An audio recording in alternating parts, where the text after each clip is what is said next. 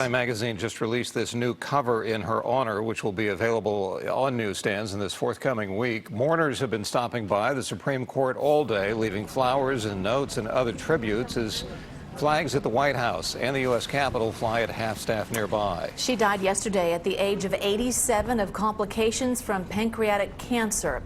As beautiful tributes continue to pour in, the politics of filling Ginsburg's vacant seat are already getting ugly. KPIX5's Wilson Walker went to the political science department at San Francisco State and found out another important subject in what happens next will be math.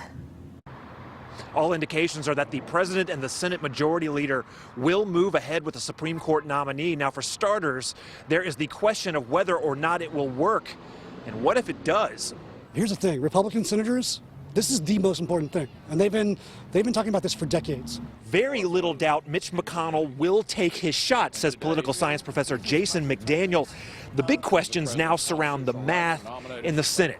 He's got a three-vote majority. He can lose 3 votes. You know, Murkowski, Collins, Romney, or Gardner, something like that, Tom Tillis. He could lose 3 of those and still get a vote because this can't be filibustered. That's number one, right?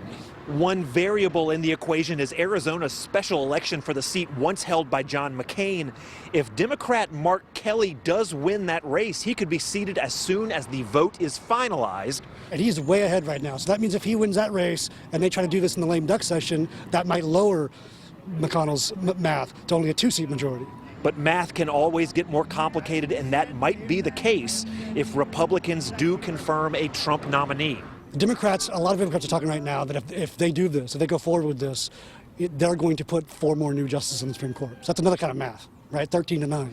Talk of new justices, maybe even 2 new states in D.C. and Puerto Rico. Ideas once considered nuclear options now being openly discussed, not even 24 hours after the vacancy was announced. It will intensify politics even more.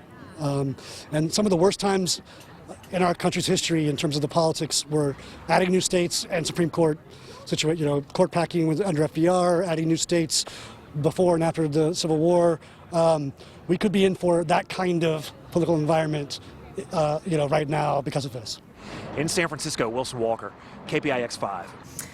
Earlier this month, President Trump released his short list of Supreme Court candidates. It included Senators Ted Cruz and Tom Cotton, as well as federal appeals court judge Amy Coney Barrett, who was also considered in 2016.